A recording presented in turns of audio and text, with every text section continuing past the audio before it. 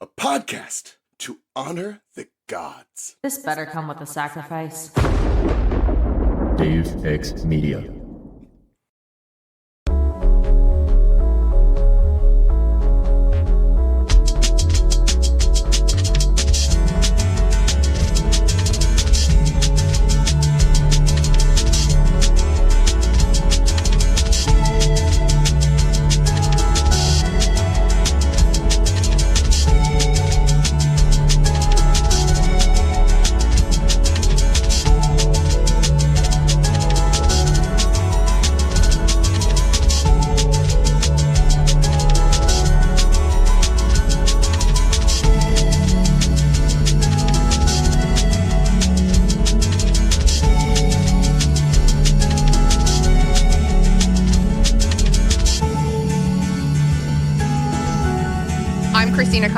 And I'm Lelia Hilton. And this is Burn Before Reading, the podcast about shiterature. Here we are again to discuss the terrible writing we did when we were younger and touch on some other cringy literary topics. With us today is Nora Thomas, author of the Let It Burn series. Nora, say hello to the listeners. Hey! We are so happy to have you here. I'm excited to be here.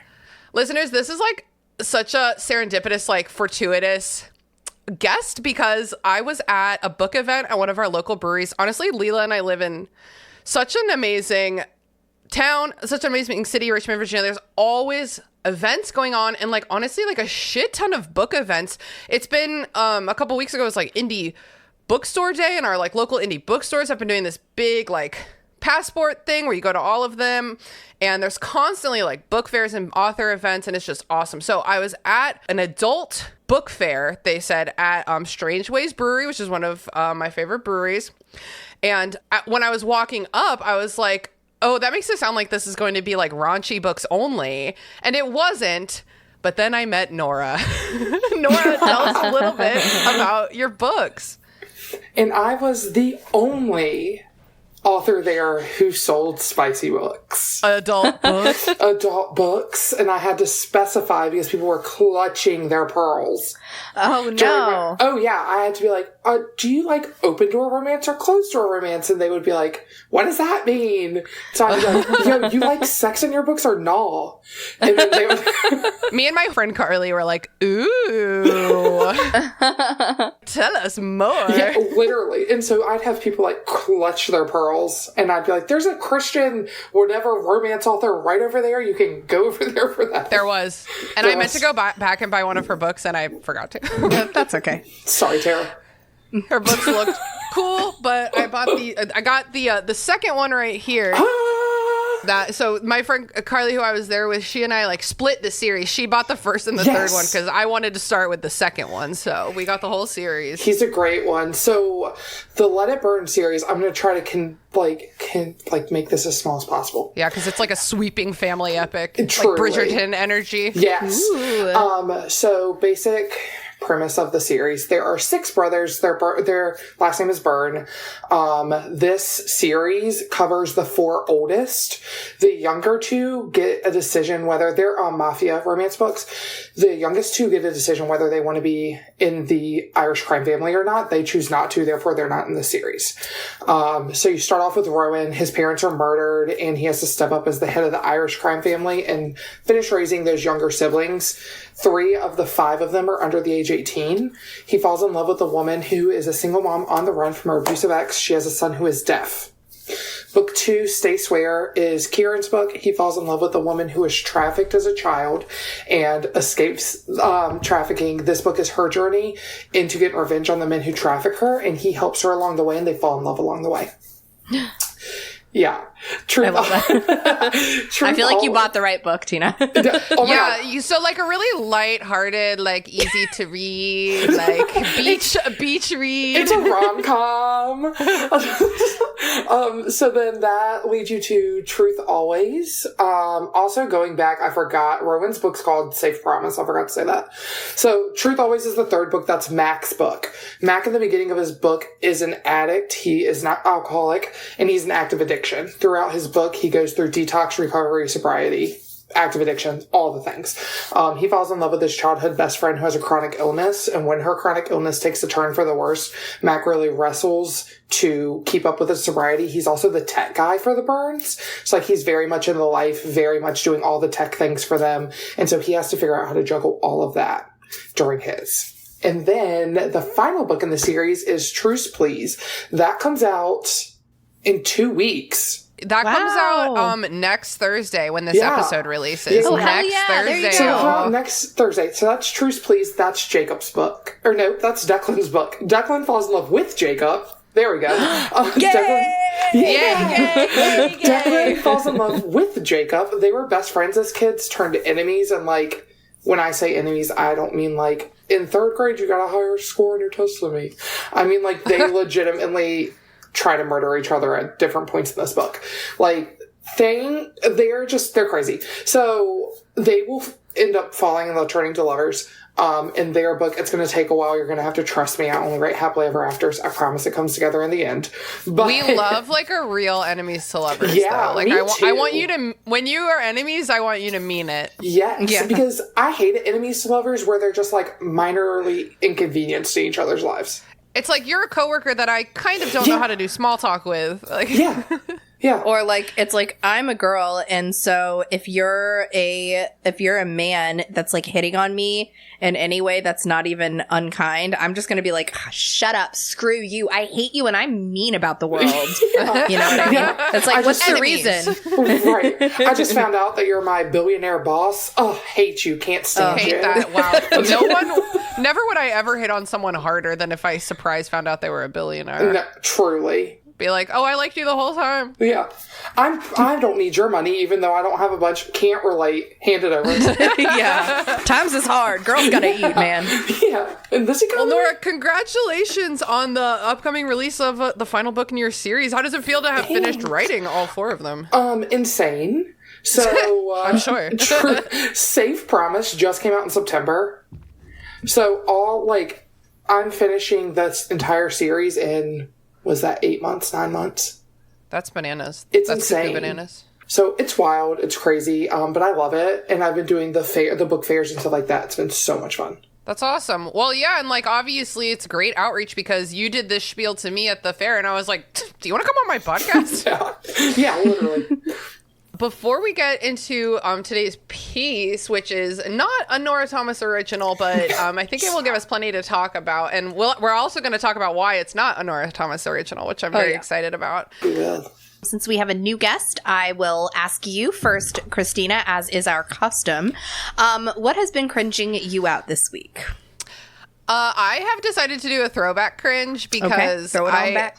I don't know. I had a great week. Not a lot of I spilled a little bit of salsa on myself at dinner. Whatever. Who hasn't? You know, Who has? I did do that. But I was asking my boyfriend Greer. I was like, "Have I done anything cringy lately?" And he was like, "Well, you did tell me this kind of cringe story like an hour ago, so maybe just tell that one." But it's like a real throwback. It's from when I was in 3rd grade, so it's like a real throwback. But it is pretty cringe. In 3rd grade, I had a crush, which at the time, like a crush was like, I just have chosen you. Yeah. There's like no basis for this. I had a crush on this guy named Ben, and I was persistent in my affections, even though he like clearly expressed disinterest. This was 1999, y'all. We didn't know about consent yet. And I would like chase him around the playground at recess, trying to kiss him, and he got like very upset by that. And then my friends and I had decided to plan a playground wedding for us, and we were going to like abduct him and like force him into this wedding. this is so 90s, this story. So 3rd grade elementary school. Guys, we didn't have phones back then. We had to be more creative, okay? And you trap someone into a wedding. And the teacher had to take me aside and tell me that I was making him uncomfortable and I needed to call off the wedding. You need to call off the wedding.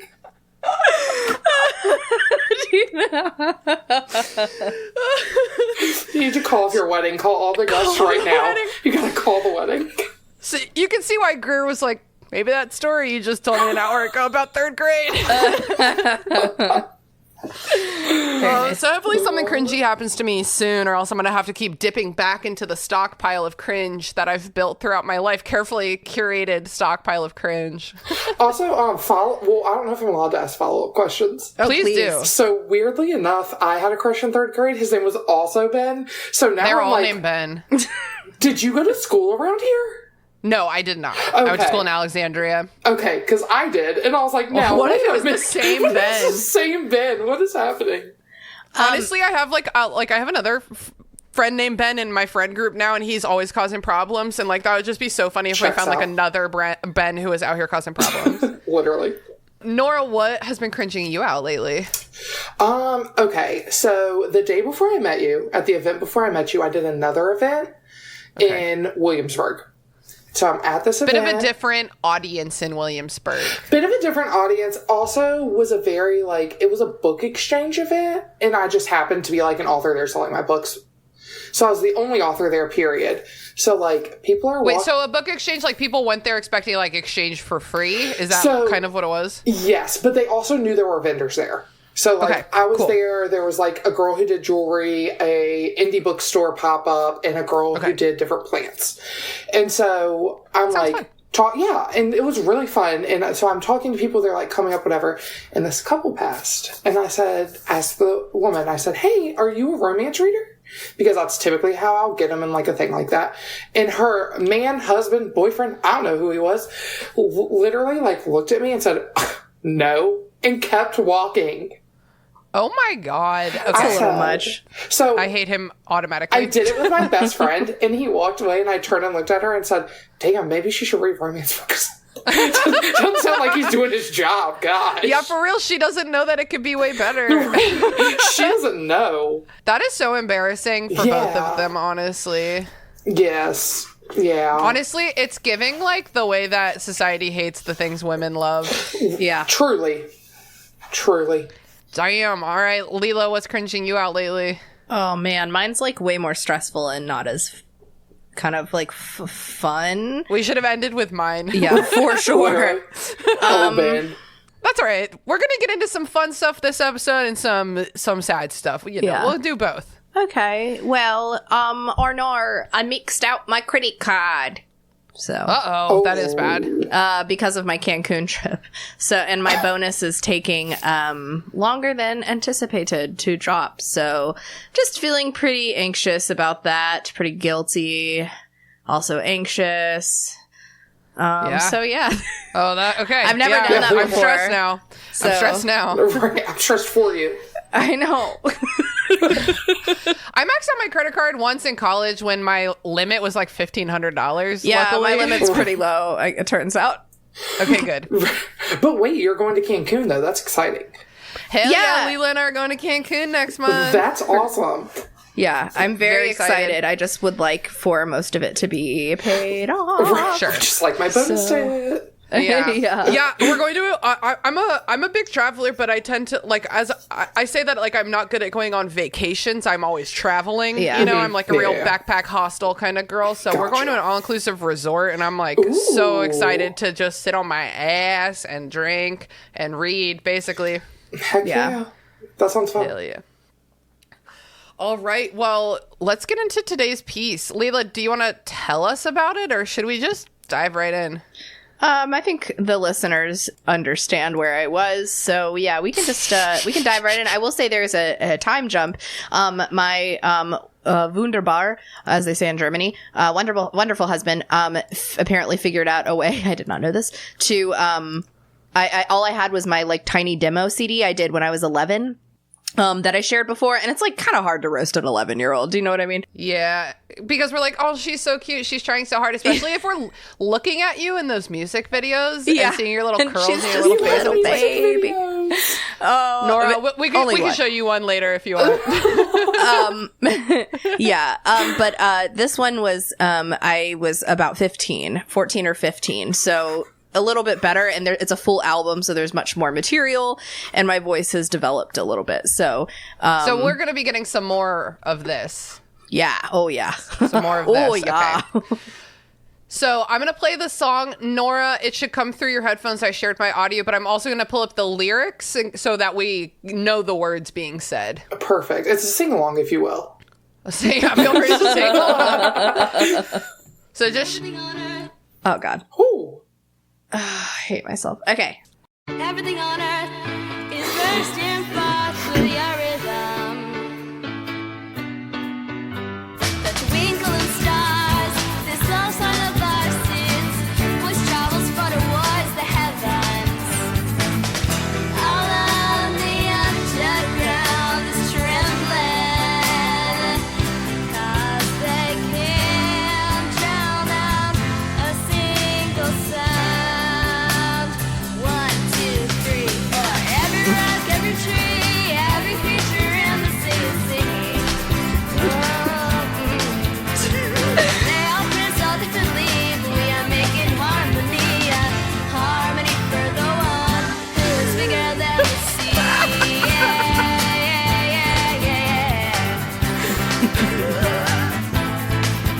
Key change. Green was the grass, the pine cones the trees, they're all shouting.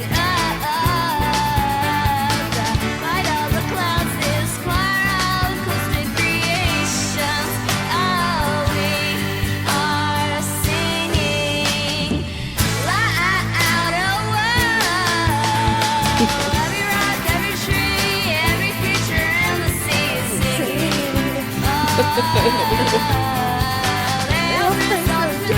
We are making harmony, harmony for the one. Harsh tone change.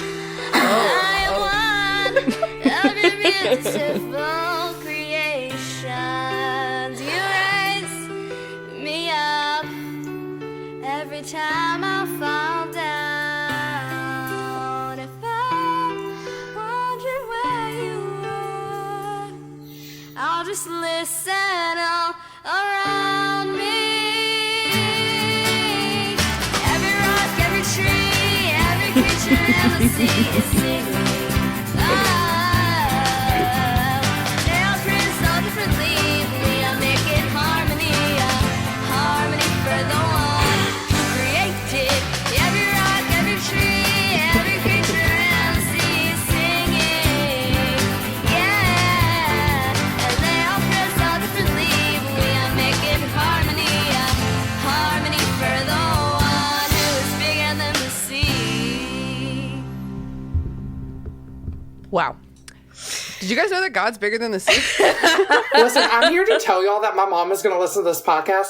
Pause it at this exact point and call me and say, that was such a great song. I actually can't. My mom has told me I'm not allowed to bring any of my 24/7. That was my band. My 24/7 music on this pod because it's just precious and I shouldn't roast it. And I go, of course, Mom, but she's not allowed to listen. So We swear. yep. Yeah, she's going to get to right about here and call me. That was such a beautiful song. I don't know why. Keep going. Hey, Mom, stop. Okay, Leela. Okay, wow. I don't think you've ever brought anything so praisey Yeah, praise on the band. show before. Yeah, I would Yeah. say is the vibe I was probably going for here. I was definitely in a praise band at church for sure at this time. Yeah. This would have been on my Zune. You remember Zunes when you were too poor to buy an iPad? Oh my this- God. Yeah, this would have been on my Zune circa 2006 for sure. Yeah, that's probably, the timing is probably about right there. Yeah. Zune. I don't think I had one, but I think my old boyfriend did have one. I remember those. That's a blast from the past. Yeah. My brain is breaking in that way where I'm like, oh, I just remembered I'm old. Same. So yeah, we should have asked you maybe to listen to one of my other song episodes because I'm sure you have questions for me that I've previously answered, but Hey, we're happy to rehash. We're Leela. happy to I love rehash. talking about. I love talking about your song history. so yeah, I was in a band at this time called 24/7, just like God's Love, of course. Beautiful. Of course. Yeah, I wrote our songs and we performed at many a local youth group, and Yeah, I was much younger than all of my bandmates. I was probably 14 or 15 during this recording, and they were all like juniors and seniors in high school. Weren't they all boys too? They were all boys, yeah. They were all, and most of them Mormons.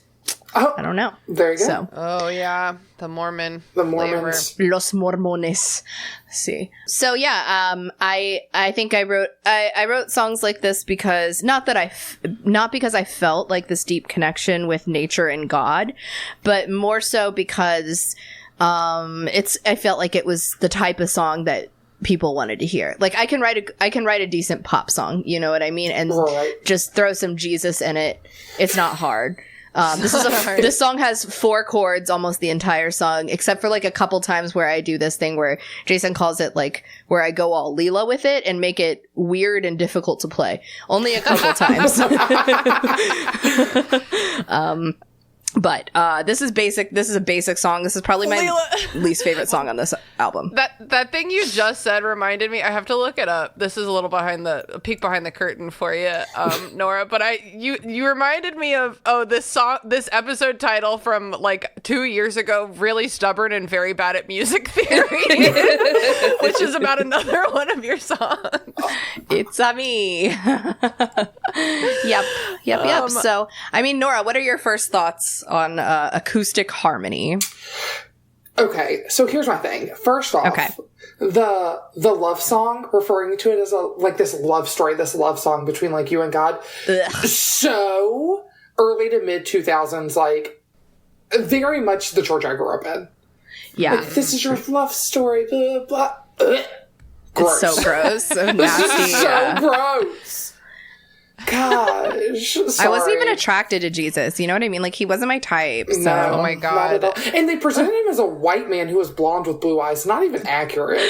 Ooh, but that is Leela's type. That is Leela's type. Stop. I wish it wasn't, but it keeps happening. I've dated 3 different blonde tall boys who played guitar in my band and married one of them. So, Love that. There you go. Yeah, so that stuck out to me. Also, the 1, 2, 3, 4, that was really the highlight for me. Favorite part of the whole thing. Leela, I love when we listen to a song that you have recording, but you wrote down the lyrics just today, like listening to this for us. And I love when you write down the lyrics, you do it like so mockingly because you're doing it like from today. The way that you wrote, yeah, like Hannah Montana scene change. Literally. And I mean, that was the time, I will say. It was exactly the time. You know what? This reminded me of first thing.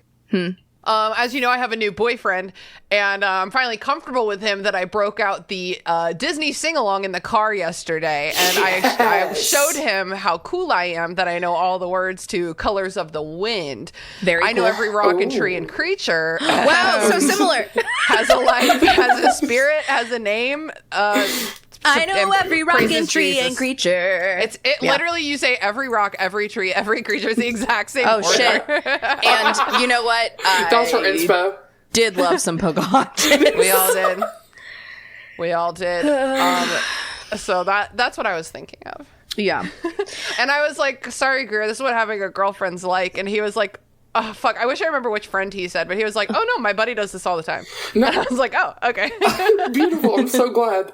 For me, it's like, there's something that I really hate about praise music that I feel is very stagnant and hasn't changed. I mean, other than the obvious.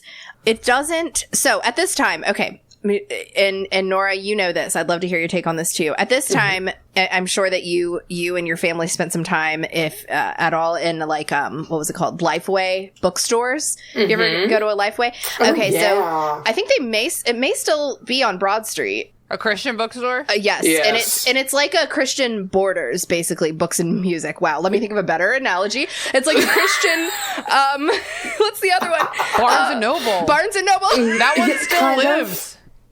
Kind of. It's not as cool at all. But you know, lots of different kinds of and styles of Bibles, but like also devotionals, different like young adult like novels, like Christian romance novels, all kinds of stuff. And then they have they had a little music section. And my parents would let us buy like one thing we wanted from Lifeway when we went, because and we didn't have a lot of money. They had 4 kids, but we would go there and they would let us pick what we wanted, because, you know, God bless. Jesus. Praise God. Yeah. God is good all the time. There was a lot of variety in the styles of Christian music at the time. There was some like, this sounds like a joke, but I'm not kidding. Like, there was some pretty good Christian rap. Like, look, don't sleep on Toby Mac. Listen, Toby Mac. Oh my God. I'm literally sitting here like filing my nails. I'm like, someday I'll know what to say. Yeah. And there was like hardcore rock. There was pop, like girly pop, like almost like Britney Spears, like this band Zoe Girl I really loved when I was younger. I love Zoe Girl. Lots of variety, but what has played on Christian radio has been the same style of music for 20 years. Since 9/11? Maybe that's the reason. Who knows? 9/11 Probably. could be the root of all our problems. It's just this it's like a nature-based lyric, okay? Your love is higher than any mountain, and it's deeper than the deepest sea. I just made that up, and it's probably on the radio. It's Like, probably I was so in there. sure that was real. like Wow. that's what every song kind of is, and it's all very acoustic. And even if it's like more rock based, it's very slow. It's supposed to evoke a feeling, right? So like like Hillsong, which is a cult. It's a mega church Yes. based in Australia. And their band literally they have these expert musicians in there that are very talented, and their job is to create music that evokes a feeling. So you're at a stadium for church. Question. Yeah. Brief question. Isn't all music supposed to evoke a feeling? You know, it's hard to explain. Yeah, go ahead, But Nora. this is like, I feel... This is used for like emotional manipulation. So like Yes. I very much, and I've had friends that are like worship leaders and stuff like that as the years have gone by. And very much it's like you sit in a church service and it's like 15 minutes before and it's like this, and it just plays that tone to like invoke. Oh yeah. To like almost really, like meditation yes, or and then they hit you with all the like, come to the altar and you're going to hell and like all the things to evoke these like super strong emotions to make you think that you're feeling the spirit of God. Okay. So just a quick interlude. I was not raised very religious, but I was raised like superficially Catholic. So I've spent a lot of time in Catholic churches, which is a completely different energy, I think, than what y'all are describing. Oh, yeah. Because you would walk in, bitch, there's organ music. Okay. Get ready, there's organs. Okay. It's like very different. I think like manipulative is not part of it. It's like, this is what it is, and this is what it's been for 1,000 years. and this is what it's been. Yeah. Get ready to kneel. Okay. Get ready to kneel. Yes. Yeah, my childhood best friend's Catholic, or was raised Catholic. She's not anymore. But yes, It's very hard to stay Catholic and enjoy your adulthood. Literally. But yeah, her services were complete polar opposite than mine. I grew up Southern Baptist, so. Oh my God, me too. Yeah. So much trauma, right? I literally was like, they're gonna have a lot to talk about. Wow. Yeah. I went to church. It's in the West End. Oh my God, I know exactly where that is. It's giant now. It's like turned into a mega church. Disgusting. Yeah, I went to it's no longer that. The building is still there. They've renamed it. And I went to it after it was like renamed. Was it renamed as like a one-word thing? Oh no, that's more like literally like hope. You know, what do they call it? Like a non-denom? Yeah, so they like flirted with the non-denom, but didn't actually commit. Like they're still part of the like Southern Baptist Convention, but very much a one-word church. Yeah.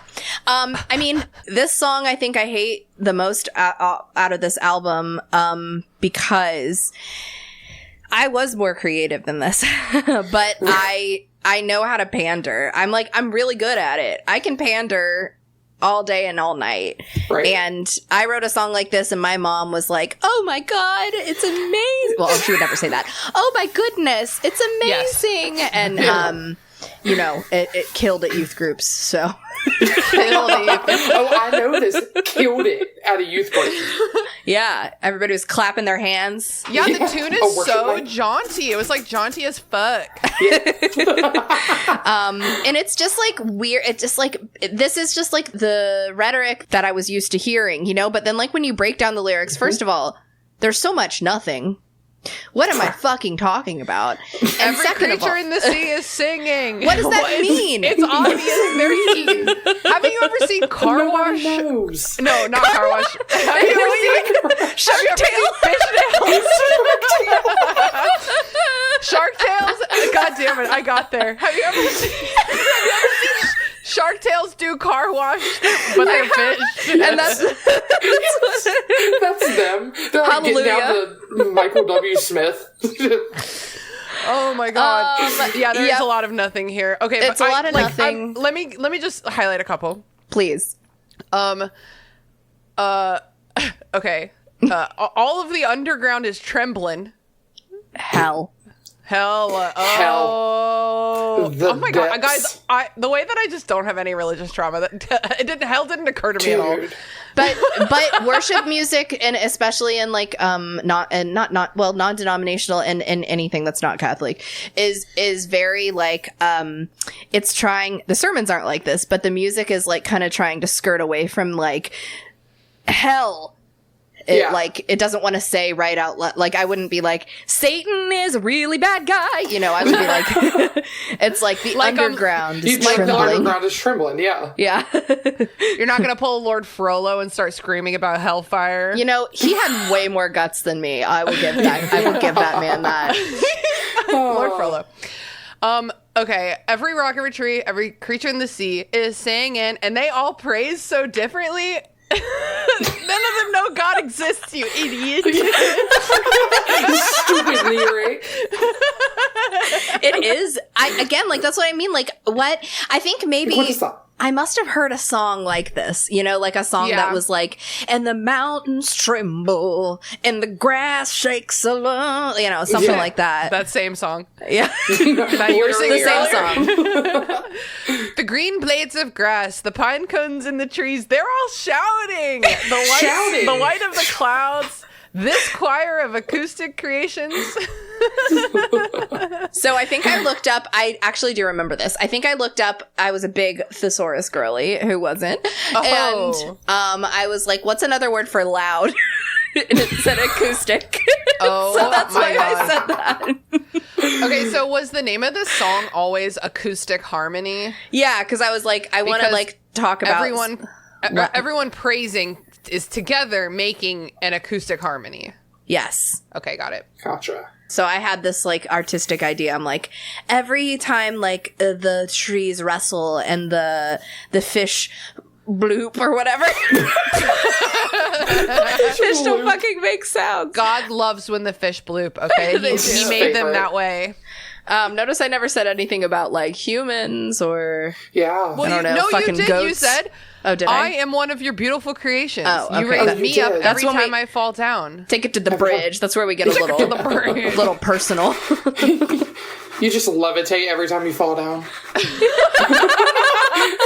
The power of Christ! And then he just sets you back down. People are like, witch.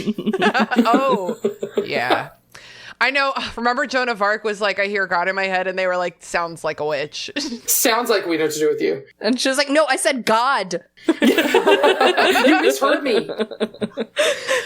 Leela, in your transcription that you did today, everything's lowercase, but if you had written down these lyrics when you were writing these songs, would all of God's pronouns be uppercase or capitalized? Yeah, I Yes. only remember to capitalize like one time, and For the one. Yeah, and you know what? Capital O. I'll upload the CD case with the lyrics You to must. this afterwards for you to share. It's in that like horrendous like messy typewriter font that's really hard to read.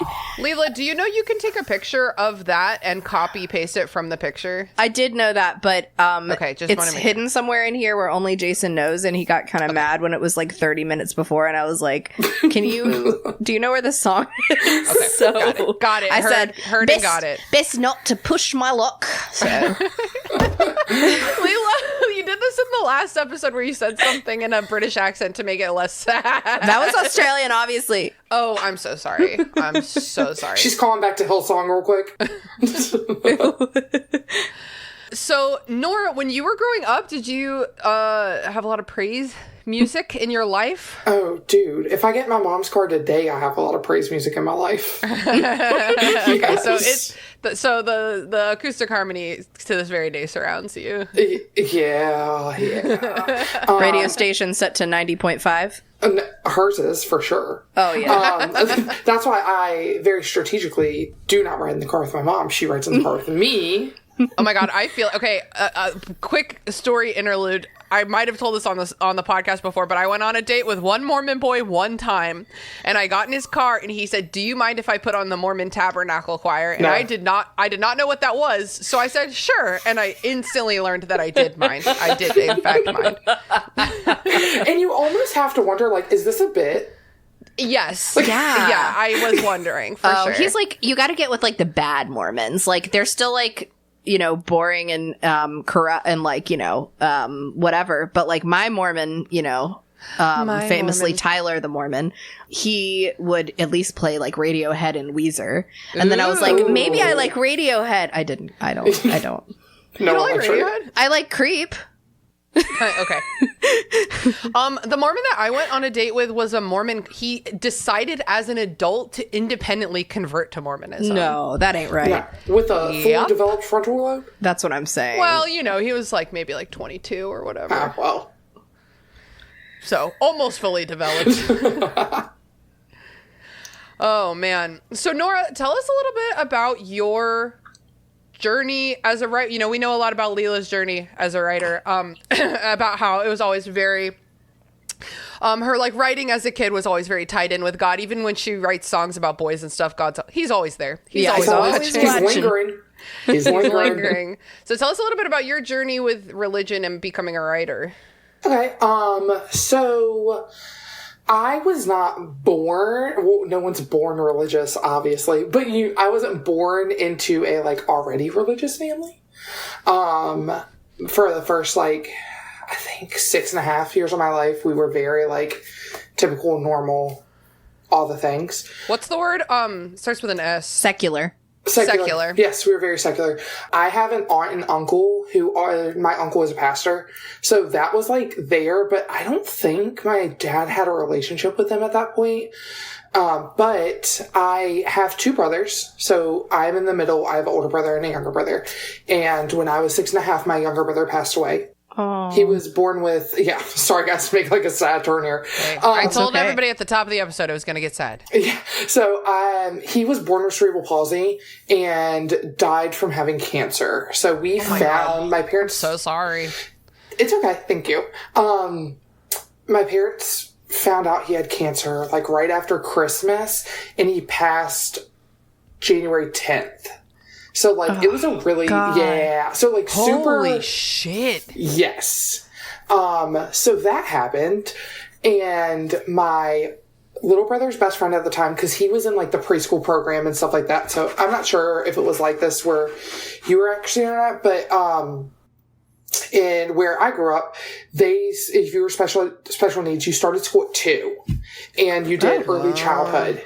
And so he was in early childhood through the county we grew up in. And he had a little best friend there who also had CP. My mom and his mom became friends. So when my little brother passed, his mom suggested that we go to their church to kind of help with the mourning and the things to deal with all that. And nothing will, I think, like nothing puts you in a more vulnerable position to be pulled into something like that than a child passing. Holy shit. And to this day, let me just say, to this day, I love her. My little brother's best friend's mom. I love her, I love her, I love her. Nothing screams emotional manipulation, though, like suggests, like, you know, getting pulled into a church at a time like that. Totally. I mean, I listened to this podcast that talks about cults and like respectfully religions is cults. Yeah, it is. Some better than others, some healthier than others, but like they talk about how like everyone has like that thing, that vulnerability or like that time in their life where they could be pulled into a cult. Like people tend to think that they are like smarter than that or better than that, but like we all could under the right circumstances. Well, we all crave that community, you Yeah. know? Totally. Yeah, and that understanding. And that, Yeah. like, so we started going to this church, the Southern Baptist. It's the late 90s. Like, I'm talking 1999, like late 90s, early 2000s. My parents get really involved in it. They get me and my brother really involved in it. And again, nothing screams emotional manipulation like telling a 9 and a 7-year-old, if you want to see your dead brother again, we have to commit our lives to God and we Oh will my God. go to heaven and this is how we see him again and like all the things. So that was that. My dad was involved. If I get this wrong, he's going to correct me, but that's okay. Hey, you're going to have to correct me. I think it was like, if I had to guess, I would say circa like 2003. My dad was like, hey, I think I'm done here. And so I remember that being a big thing. My dad decided like to step back. He wasn't really involved anymore. And my parents... Wait, he was done with religion Yes. or he was done with your family? Okay. No, that comes later. Okay, great.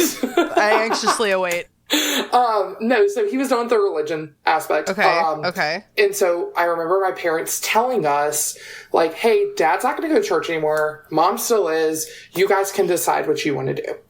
That's cool. And I remember, so my brother automatically was like, done with this, say less. And they were like, okay, cool. And I remember voicing my concern and being like, hey, I'm kind of done with this too. And it was like, well, you can't just be done because your brother's done. Like, you have to have comes with your own decision. And I was like, yeah, well that's not what this is. And it was very quickly turned into like, no, because you enjoy being there and like all the things. So he was like set free and you were pressured into staying. No, truly and honestly. Oh my God. Yeah. So I continue to go with my mom. Like I said, deep in the sauce at this point. Every Wednesday night. Wednesdays, I'm going twice on Sundays. Twice on Sundays, Yep. And every Wednesday night, we're eating dinner there. We're doing the thing. We got our youth Twice group. on Sunday? Like what Dude, time? twice What, you on went Sunday. in the morning and the afternoon? You go in the Yes. morning and then you do youth group at night. Youth group at night. Yep. And then you do youth groups again on Wednesday. And at our church, you ate dinner there and then you did youth group after. Or children's Same. ministry, whatever like age I was on. Yeah. So I remember doing that. And I stayed in there until I was like at some point in high school. And then my parents split and I stayed for a little bit when I lived with my mom. And then I moved in with my dad. I feel like them splitting is like once one of them goes super religious and the other one's not into it, it's like it's like two totally different lifestyles at that point. Yeah. Well, and they, to be completely honest, and I've said this to both my parents, so I don't care. To be completely honest, they grieved separately. Yeah. So, like, they didn't grieve together, so it kind of just, like, over the years, they split apart that way. I mean, you never know I've what's heard going to that. happen to your relationships, to your family when something that devastating happens. Right, exactly. You know? So they, I stayed in it until so at some point in high school, I stopped living with my mom. I moved in with my dad. And then I was just like, lived with my dad and my stepmom. I was done. I didn't go back. I stayed gone. When I was 19, I met my now husband. And we had our first child in 2016. We had complications getting pregnant with, I have twin boys. We had complications getting pregnant with them. And during that time, right before that, we had gotten married. And we had asked the new pastor at the church I was raised in to marry us. And so he said he'd marry us. I knew him and his wife from like, we worked together at like a serving job forever ago. But I remember telling my husband, like, well, I feel bad if we don't go to like a service and he's marrying us kind of thing. So we ended up starting back there. I struggled to get pregnant with my twins. My twins are actually Clomid twins. And I stayed there until they were like a year and a half. And then was like, you know what? This is kind of bullshit. It's just Hell yeah. left. Because Hell yeah. once again, you have the emotional manipulation of like, you can't get pregnant, but if you stay on track and you believe in God enough and you have enough faith, this is going to happen. And then you get pregnant because of science. Yeah. And it's like, no, God blessed you with this and these 2 kids and all the things. It was just a whole thing.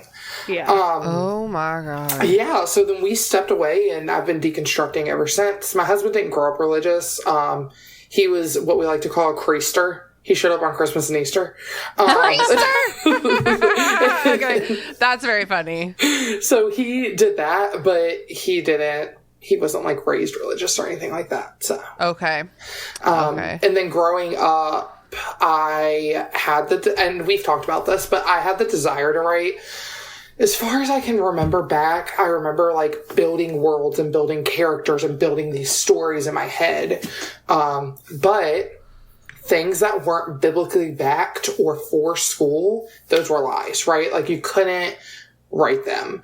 And if you did, then it was like this big deal, like you're lying and you're, Wow. God, you don't have God at the center of your life and all this stuff. Leela, did you run into anything like that in your upbringing? Yeah, I mean, when it came to anything sexual, just the repression aspect of it, I think, even things that you wouldn't even think about as being that overtly sexual, I wasn't supposed to even think about. I was told not to touch myself, all of that. So I feel like that's a big block. Did y'all do, Making Purple? Oh, yeah, where you the go way that hold my hands. jaw dropped in fear of what Making Purple is. Literally like holding hands. If they are blue, you are pink, and anytime you have any sort of contact with them, you're Making Purple. You know what that means? Time to be gay. Just kidding. That's also not cool. Also not a cool thing to do in the church, apparently. No. What? I've never heard that before. It's a good one. Yeah. Oh my God. There's nothing that really makes a preteen into a teenager more horny and want to do more sexual stuff than literally telling you that holding hands is a sin. Yeah. Like, Wow. because you're so repressed that you feel like you can't even touch each other. I feel like you're either so repressed or you come from like a super brimstone and fire church and you're scared. You're literally scared to do anything. Yeah. Oh my God. Did you do True Love Waits? We did do True Love Waits. Oh, that's a blast from the past. Sorry. Yeah, that's a Southern Baptist thing. I looked it up it too. is. Specifically, it was the Southern Baptist Committee that came up with that. Did you get a ring? I did. Me too. I sure did get a ring. Okay, wait. What's True Love Waits and what is the ring for? So, yeah, Nora, you can tell. So, True Love Waits is, from my, what I remember, is a program about, so purity culture was really big in the early 2000s when it came to, the church and stuff like that. And so, basically, they did it with different things. They did it with locks and keys. They did it with roses. They, found, this thing that they would show you. And, I remember for us, it was a flower. And the flower was supposed to represent a woman's body, which, first off, go fuck yourself. Anyways. You mustn't be deflowered. You mustn't be deflowered, right? So they would take this head of a rose and they would pass it to everyone. Everyone touched it, and by the time it got to the end, petals were missing off of it, or it looked my God. And then it resembled everyone who you gave a piece of yourself to, and this is all your husband is left with when you get married, and blah blah blah blah. And so at the end, you take this pledge that you are going to stay pure till marriage. Yay, Jesus! And they give you this purity ring, or you get a purity ring. I don't remember if they gave it to us or if my when you had to buy it. Whatever. Yeah. So I got this purity ring, and I was like, it goes on your finger, and you wear it until marriage. Your husband's supposed to replace it with the engagement ring. And it's a ring that says "I'm a virgin." Pretty much. Truly. And I intend to stay that way. The Jonas Brothers all famously had one. Yep. Taylor Swift had one at one point. It was popular. It was weird. Yeah. It was weirdly popular. Yes. Because also, don't judge me, but I was a big Jonas Brothers fan. Me too. So fun fact, their dad's a pastor. And so I think that that makes sense. Yeah. So I think that they got wrapped in that purity culture the same way we all did. Okay. Yeah. I remember my dad being involved in a ceremony with a ring. Do you No, remember that sounds something familiar. like that? For you sounds and familiar. your purity? Isn't that the most No, because that horrifying was thing what you've it ever was, heard? Is your dad owns you until he Yes. gives you to this gonna cry. man. Your groom. Your Yeah. groom. Honestly, my dad would rather die than be responsible for me in that way. Any respectable dad. Yeah. Yeah. Yes. My dad would be like, make your own Absolutely decisions. not. That's so gross. The implications of that are so Yes. gross. I'm like upset right now. Yeah. Yeah. I remember when I got to college and I had a boyfriend and I felt like I was in love and so I said, and we were both virgins, so we were like, we feel like we should do it. As I remember my mom was like, well, me and your dad, like, we had sex when we were engaged, and so I think that would be okay, like if you were really in love and thought that's where you were headed. Now, had I dated this man for a month, yes. Dude, the number of times I thought I was in love before I Right, got married, because and the you fact feel that I it. got married and I thought I was in love and now I'm getting divorced, like what the fuck? Well, I mean, and I was 19, and so I was still feeling those like hormones so strong, and Yeah. so we had sex, and you know, it's sex for the first time with two virgins, sweet and bad.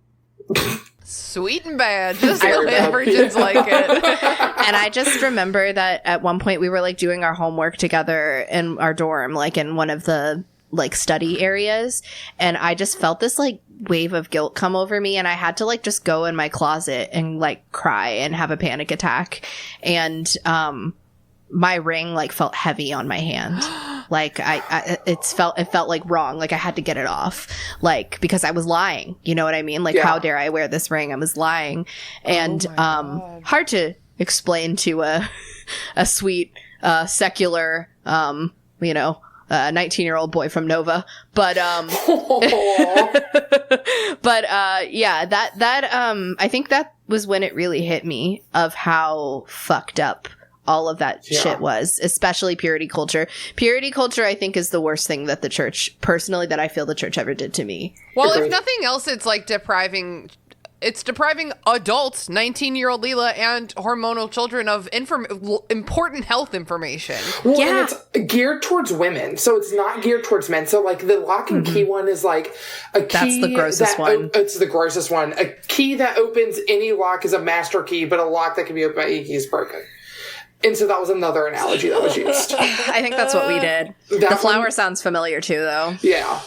The key one was awful. That's like all they talked about at youth group. Like, don't That's you know, like, all that mattered. and I'm not saying that like I'm a big Bible girl, like it's so full of wisdom, but like there are things you can learn from the Bible Totally. that aren't totally obsessed and focused on preteens having sex. Yeah. I mean, I was 12 years old when I did True Love Waits. 12. Yes.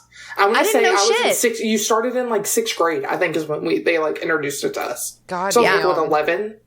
I mean, I hadn't even really started the puberties yet, you know? Yeah, Like, I hadn't started goddamn. my period yet. I'm doing 2 True Love Waits. Right. My roommate Becca has talked before about how she had a Mormon professor once, and the fact that you could see his underclothes, like the Mormon undergarments, Oh. made her think more about him sexually than if he had not been wearing them at all. And I feel like that's kind of the Valid. same thing as by teaching 6th graders about not having sex. It's like, congrats, you've made this 6th grader think about sex, dude. yeah, constantly. Yeah. Constantly. Agreed. God damn. Well, you guys both seem to have come so far. Yeah. So, Nora, how did you get back into writing after Yeah, all of that? I wanna Oh know my too. God. So, like I said, at that point, I'd repressed the desire to write for so long. It was like second nature, So right? sad. Yeah. Yeah. And so I had repressed it for so long. They just lived in my head. That was just what they were. They were just in there. I felt crazy all the time, whatever. So I was on the phone with my best friend one day. And at that point, we had been told that like this stuff was wrong for so long that even at 31 years old and completely like stepping away from the church and trying to figure out what you actually believe in and if you actually believe in God and all this stuff, that thought was still there. And so I was on the phone with my best friend and I'd stalled for a really long time because I was really nervous. And I said, hey, what if I wrote a book And she got super excited because she's that kind of best friend. Hell and she was yeah. like, what if you wrote a book? And I was like, Okay, if you don't have that kind of best friend, you don't have the right best friend, get everybody. One. I'm here to get tell one. you, get one. I refer to her in all of my books and stuff. She's my Brit.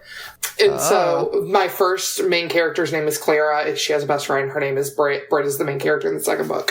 And so, but their best friendship is just molded just like mine and my best friends. And so if you don't have a Brit, get one. Because they're amazing. But so she was like, what if you did? And I was like, I can't do that. And she was like, why can't you? And I was like, I can't, because and she was like, no, hey, what's in your brain? And I was like, okay, so there's this guy, right? And his name's Rowan. And then so I started just going. You wrote it out loud to her. Literally. And so we stayed on the phone that day for 2 hours, just spitballing ideas back and forth to each other. And that's where Rowan and Clara actually came from. God damn, that's so cool. Okay, Yeah. that friend is amazing. Dude, she's awesome. That's really cool. I'm so happy for you that you found your way back to writing because Me too. I mean, it must be. Here's the thing: it's really hard to find the inner strength to write a book. Mm-hmm. I've written plenty myself, and like getting the will inside is the hardest part. And to think of having that and not using it is bananas. Suppressing it for so long. Yeah. And now that the floodgates are open, because I've had a bunch of people that are like, I think I said earlier, but if not, Safe Promise came out in September.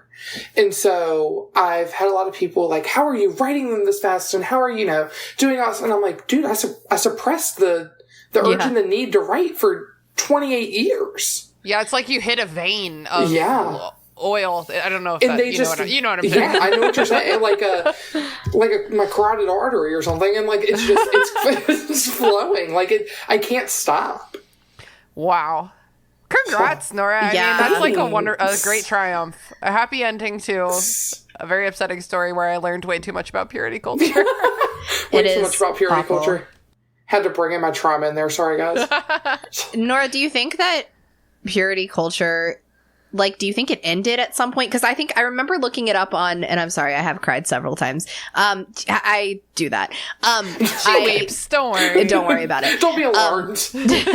I've looked up, Wikipedia has like a whole thing on purity culture in the 2000s, which is kind of interesting. Recommend. Oh, like specifically. Yes, it's that, because it was that popular. And it was that big of a deal. I wonder if it still exists in any form. Do you know what I mean? Well, I mean, obviously it exists in some form, but like in that branded type of form, I think in some aspects for sure. I mean, you can look at families as like popular as like the Duggars, right? And they still have kids that are kind of young, right? And they're still throwing that purity stuff down. So I think in some forms it does. I know that personally, my husband and I, when we stopped going to church, one of our big factors was I'm not going to put my kids in that situation.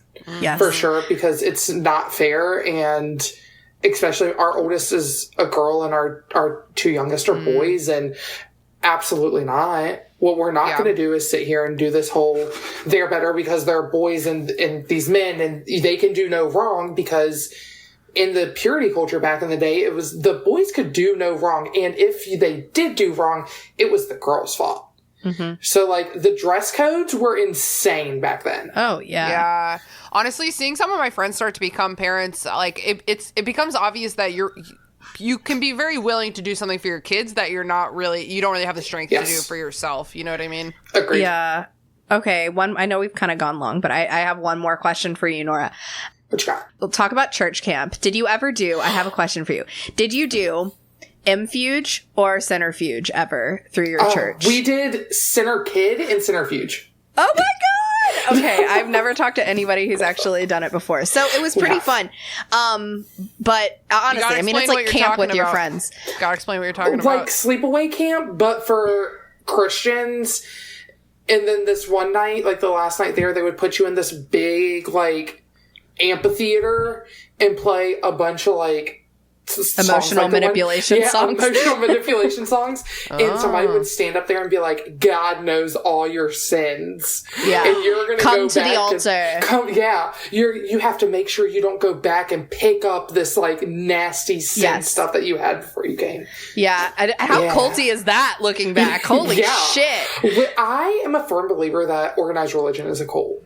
Yeah, for sure. It's like kind of they used to be called cults. Like sects used to be called cults. Yeah. At MFuge, which is the one that they would do, Centrifuge was for middle schoolers.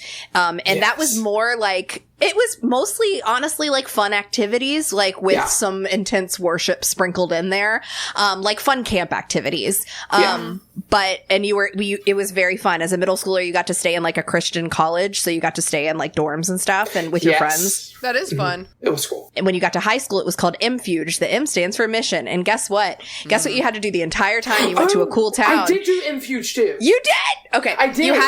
You had to do mission work. Guess what my mission work was? Let's see. It was the dead of course it's in the deep south, because of course. Yes. Or actually, I think this was in West Philadelphia, which was pretty cool. The deep south. The deep south. The deep south.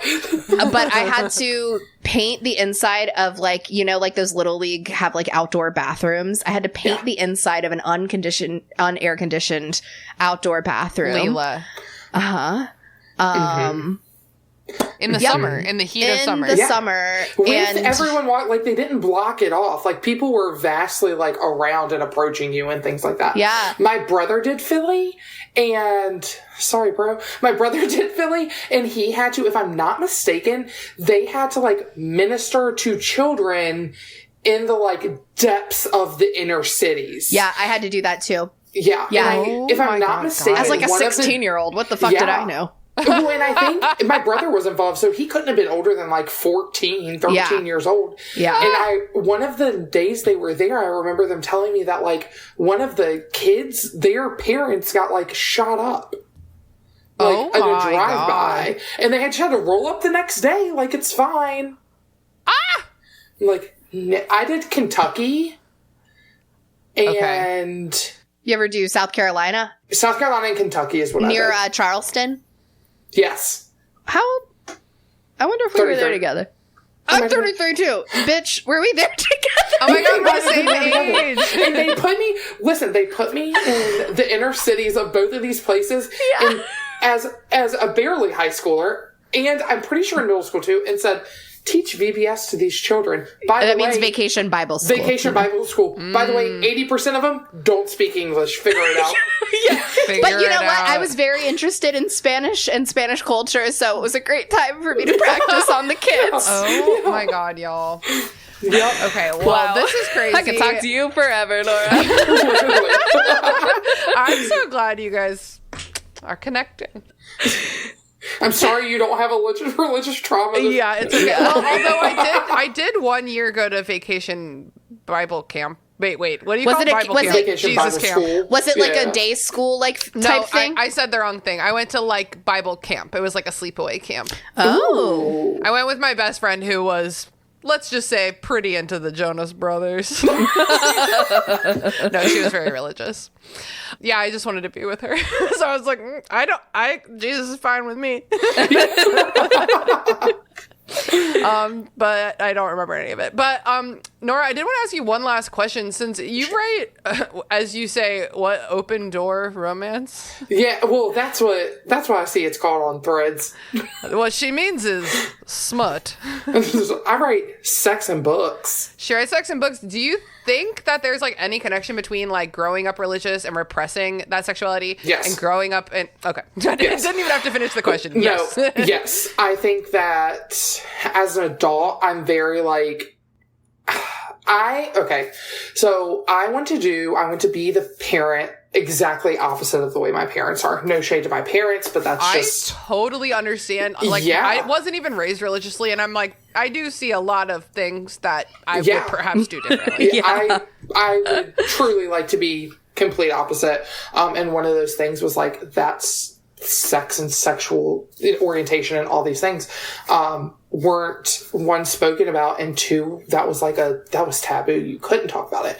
Yeah. So I am now out here writing smutty sex books Hell yeah. and just living it up. And I keep an open, my oldest is only 9, but we do keep a very open, like, hey, if you have questions, come to us. We're going to answer them at an age appropriate level. Nothing's ever embarrassing to us, like, you know, kind of thing. Oh yeah. So That's important. amazing. It's so important to raising like capable adults. That's the thing. That's the thing. I totally get parents being worried about their kids, but you have to remember that you're raising adults. Yeah. They're going to be grown someday, and I just learned how to budget like 3 days ago. Right. Okay, because my parents didn't teach me. No, literally. You gotta teach your kids stuff. Yeah. Like, they're going to grow up and be adults, and if they decide to, they're going to grow up and be someone's spouse. So, and even if they don't, they still have to be functioning members of society. Totally. And so I always safe. say, You know, they need to be safe. I think not teaching about just basic sex is inhibiting your child's safety. I think it's dangerous. Yeah. I think Absolutely. you're messing, it's a slippery slope, and I think it's dangerous, and I refuse to be that parent. So I love that for you. Are you finding catharsis in being able to write like sexy scenes? So actually I do in those scenes, and also there are different aspects in different of my books that are cathartic to write and cathartic to just go through.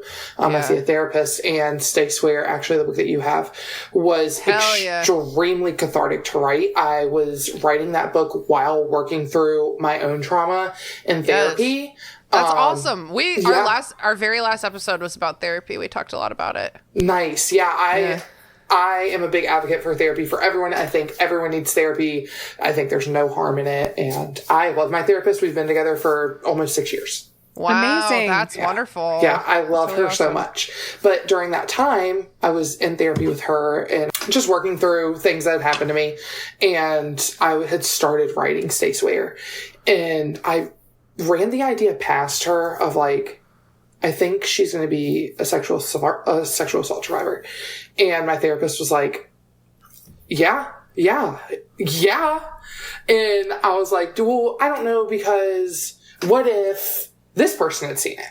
Or what if this person reads it? Or what if this person? And she's like, because I had, up until a couple of months ago, no one knew. And so it was very much like, well, what if this person saw, what if this person, whatever. And she was like, no, we're not doing that. We're not doing that.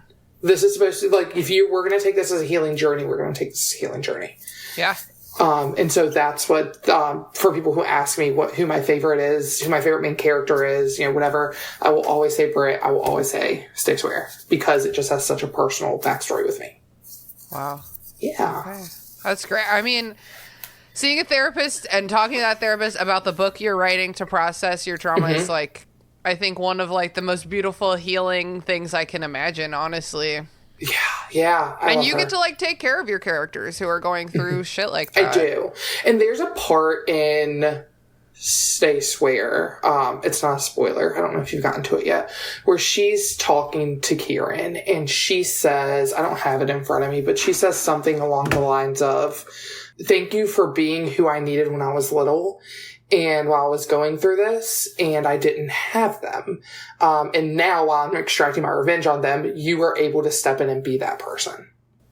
Yeah. And like you and your brothers are able to like step in. And so it was really beautiful. It's a really beautiful quote. So super, super cathartic and super like you said, just processing. Leela gently weeping this whole time. I'm sorry. Don't feel bad at all, Nora. I cry when things are beautiful. So one time Leela cried after watching Tuck Everlasting because her husband didn't get it I good cry enough. every time I watch Everlasting. Actually, that movie is so sad. And he so goes sad. back, and it's her great. Don't even get me started. Oh my god. Okay, time to wrap it up a little bit. Does anyone have... Hold on. Does anyone have any final words about Acoustic Harmony? Bring it back. Acoustic fucking harmony. Nah, it's fine. Yeah, just the yeah. At that one part, just it will always remind me of the Miley Cyrus transition for sure. Yeah, totally. Leela, should we play a little game? Yeah, we'll play the game. We'll play the game. A game. Sometimes this game makes more sense than other times. I think Yeah. this one's going to be easy. All right, Nora, we like to play a small game that is at this time of the episode. It is called Horny, Sad, or Just Plain Bad. Nora, do you think that Acoustic Harmony is horny, sad, or just plain bad? And if you say horny, we're going to need a pretty I was serious gonna say, could you imagine if I was just like horny? Horny for Jesus. Not even, actually. Listen, no, well, we already talked about how the blonde hair, blue eyes thing. So Yeah, true. I mean, more accurate. Jesus is more my speed, but I'm not going to judge you. It might just be plain bad, honestly. bad. It's just plain bad. I think it's just plain. I would think, okay, if you had written this like super earnestly, I might have said sad, but you said you wrote this to pander on purpose. Yes. Yeah. And so I'm Yes. saying just plain bad. You wrote it bad Yeah. on purpose. Yeah. I think I agree. I'm going to say we're going to round this out with a triple just plain bad. Hell yeah. There we go. You got a little ditty for us, Leela? It's not sad, it's sure not horny. You better know that's just a little corny. It's just plain bad. Nice, thank you. That's the best song I've heard. Thank today. you. Off the top of the old dome. Out of the two whole songs episode. you've heard today. Oh my God. Nora, thank you so much for joining us. This has been like a very different conversation for us, but I think it has been awesome. Thank you so much for sharing your story with us. Thank you so much for having me. Yeah, I think a lot of listeners will really find like a lot in common and some kind of sense of like relief and happiness in your story too. Yeah. I can't wait. I want to read your books now too, and We got him in the friend group. yeah. So Nice. you know, Yeah, and Yeah. I tell, just so it's on here too, I tell everyone who reads my books and anyone who listens or whatever, my DMs are always open. My email is always open. I'm never not going to respond to someone. Hell yeah. So, Tell them where to find you. Yeah, so I am on everything at author Nora Thomas. It okay, might be author _ Nora Thomas. Oh, please.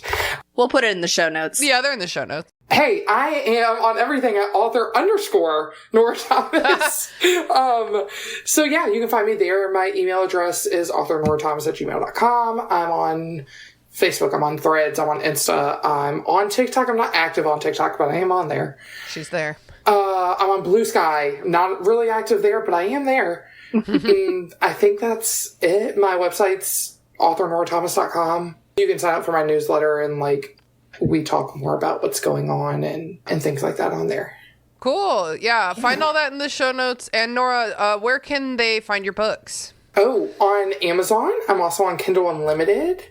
And if you catch me at a vendor event, you can get signed copies of my books. Yes. But that is the only place to find signed copies currently, is if you catch me at a vendor event. That's awesome. And the not the paperback, but the ebook of your fourth book is currently available for pre-order, correct? Yes. Awesome. And you can get that paper book on next Thursday, the 29th? Yes. Yeah? Yes. Next Thursday on the 29th. And if you are local to the Central Virginia area, I will be at Strange Ways Brewery in Williamsburg. In Williamsburg on May 31st. And I will be at the Elephant Trunk in Chester on June 1st with signed Oh, yeah. copies. Remember, I said my boyfriend lives there and that's like one of his favorite Yes. stores. Yes. Oh, really? Cool. Yeah. It's like a little, Leela, it's like a little like store where like different artists have little cubbies, you know? Yeah. Oh, I love that. As I say, some of it is a bit momish, but a lot of it's very cute also. Yes, it's definitely like a pick and find Yes. kind Yeah. of store. They're awesome though. I know the owners, they're great. So Oh, great. Yeah. It's it's fun to explore. it is. Well, thanks again, Nora. It's been awesome having you on the show, and everybody go buy her books. Yeah, Thank you please. so much. That's it for Burn Before Reading. Until next week, remember, Your cringe is part of you. but it's an acoustic part of you. Oh. Wasn't so good this time. That's okay. Thanks for listening to Burn Before Reading. Created by me, Christina Kahn. Hosted and produced by Christina Kahn and me, Lelia Hilton. Logo designed by Michael Hardison. Follow him on Instagram at RoyGBivRVA or check out his work at wildlingpress.com. Theme music by Sakura Wishes. Find me online at Christina Kahn. And find me at Leals for Reals. Follow the podcast on Instagram and Tumblr at BurnBeforePod. Or feel free to give us an email at burnbeforepod@gmail.com. Thanks for listening, friends. See you next time.